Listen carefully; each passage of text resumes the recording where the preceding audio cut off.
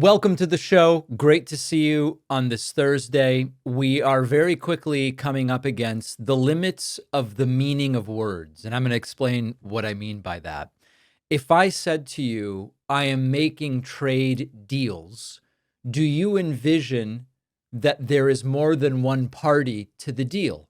I think for the most part, with average to better English language skills, you understand a deal to be something that has at least two parties. I can't go to a car dealership and say, I will not be paying any more than 15 grand for this car and call that a deal. A deal means that we have agreed to the terms. I am willing to pay for the vehicle some amount at which you are willing to sell me the vehicle. And if I just start sending dealerships letters, we can't say that those are deals. And Peter Navarro, longtime Trump suck-up, one-time economic advisor, one-time prison inmate, total sycophant, is acknowledging these aren't exactly deals by his definition. Now, he doesn't say that. He still tries to defend Donald Trump. But here he is this morning on Fox Business speaking to Maria Bartiromo. And this is a total blindside to Donald Trump when his own guy is saying, well, it's not exactly what we called it. It's the economic narrative collapsing as soon as someone opens their mouth. So here's Maria Bartiromo. It's a very basic question. It's a tractable and measurable question. How many more trade deals do you expect in the coming month? Put aside for a moment that 90 deals and 90-day deadline has already come and gone. They had one deal. Put that aside for a moment. How many more deals can we expect in the next month? Listen to the words that Peter Navarro uses. Real quick, Peter, how many more deals would you expect on trade in the coming month? Well, look, I want to make this really clear. We've got a bunch of deals right now, but a lot of them are unilateral because we had to send letters to people. And the problem, Maria, is they have such a good deal screwing America, let me be blunt about it, that they're reluctant. But we've got over 90% of the trade deficit covered with letters or deals right now. We're in a good place. Trust in Trump. He's going to get it done, and the American people are going to have trillions of dollars in tax cuts. And don't ask too many questions, Maria.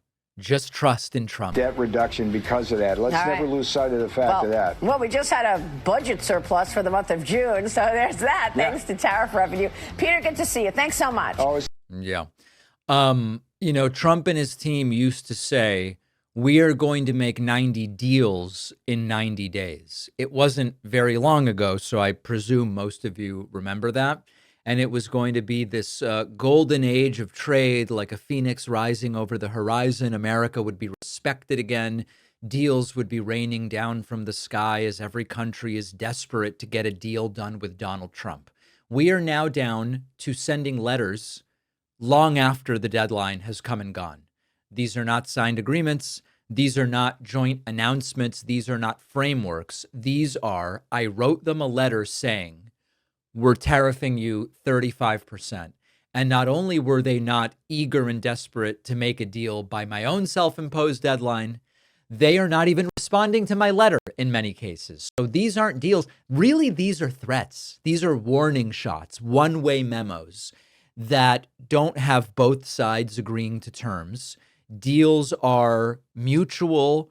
Deals are negotiated. This is like showing someone an invoice for something they didn't buy and saying, we've got a partnership.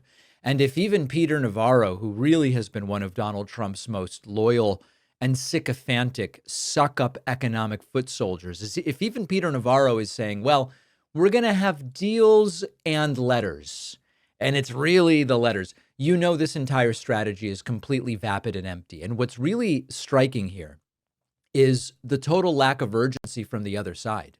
Trump claimed countries would be lining up to make deals once he got tough with them, like the big boy that he is.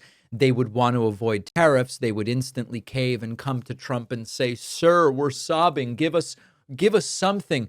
But it's not happening. There's been no stampede and no last minute concessions. And really, in many cases, there's been no response from a lot of these countries because the reality is that most countries have learned just ride out the storm. They know because Trump chickens out that a lot of these threats are more bark than bite, and often there's not even that much bark. The truth about global trade deals is that they typically take months or longer, where you have quiet negotiation, technical compromise among seasoned economic negotiators. You build a coalition. Trump's view is, I'm going to threaten everybody, and within 90 days, they will all acquiesce, and we're going to have great deals. And it's not happening. These are really tantrums more than they are negotiating tactics. So as we hear from Peter Navarro, and whether he knows it or not, right, Trump's art of the deal strategy is a coercive strategy, not a diplomatic and cooperative strategy. And the problem with coercion is that it only works if the other side fears you. Now, Donald Trump's authoritarian tactics have done a really good job of making a lot of Americans afraid. They've done a really good job of making media outlets afraid. Paramount and ABC, they're now afraid of, if we do coverage of Trump that he doesn't like, is he going to come and sue us again? So domestically, the fear-based governance is not really the right word. The fear-based behavior has worked to a degree, and that's terrifying. But at the national level, the international level, better said, countries look at the U.S., they see political chaos, economic mismanagement, a declining ability to even enforce consequences. And so they're just not afraid of Donald Trump, certainly not in a way that would be beneficial to Trump's economic agenda. So we're increasingly aware that Trump is panicking behind the scenes because of the tariff circumstances not going his way, because of the Epstein stuff. His own people can't pretend anymore. And Peter Navarro is acknowledging deals, well, letters. We're going to send some very strongly worded letters.